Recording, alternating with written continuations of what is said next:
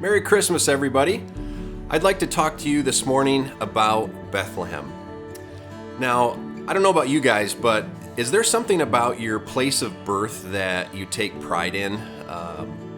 This is kind of silly, but as a kid, I was always proud of the fact that I was born at Bronson Hospital, not Borgess Hospital. Now, no offense to Borgess employees or people, it's a great hospital, but for some reason, just in my kid's mind, I thought Bronson was the better hospital. Maybe it was because my sister was born at Borgess. But when we would go and visit relatives in the hospital who were sick, or we had a chance to go there, I just thought, man, I was born here at Bronson. It's just a silly thing, but maybe you guys are proud of the town that you were born in, or the state. Maybe some of you were born in Ohio, and so you think you're better than those of us who were born in Michigan. I know our very own Michael Johnson is always bragging about the fact that he was born in Australia and had zebras walking around the backyard. So, it's just like our place of birth gives us some context, some connection to the roots of our life. If we were born in the Midwest, people think certain things about us. They know that we probably say sorry too much, or that we wave people in traffic. It's just our place of birth matters. And that's why I think it is important that our Savior was born in the town of Bethlehem. Now, as you study Bethlehem and you find out about this place, I think that we could say that Bethlehem was humble but important.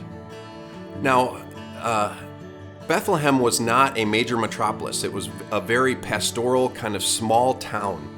The town didn't have its own spring or source of water, so the people there had to collect water in cisterns or in caves.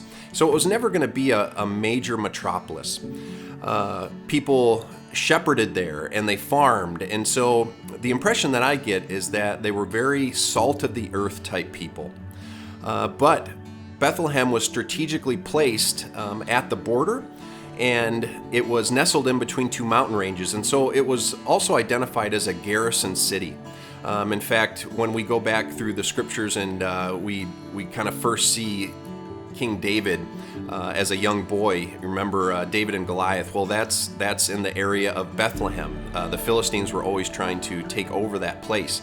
And so the people there had to be strong, and they were, in a sense, defenders of the land, because it was a place that other nations would try and come into their territory through. So Bethlehem, humble, small, but important. And when we think about Jesus as our Savior, being born there, I think that perfectly describes him. He came humbly, he came into poorer circumstances, and the fact that he went back to his hometown of Bethlehem, connected him to that legacy and those roots. But it was also a point of prophetic confirmation of who Jesus was. We know that Jesus was going to be born in the line of David. Bethlehem is David's city. It's where he's from, and David's own family and lineage, from Elimelech to Ruth and Boaz, all connected to the city of Bethlehem.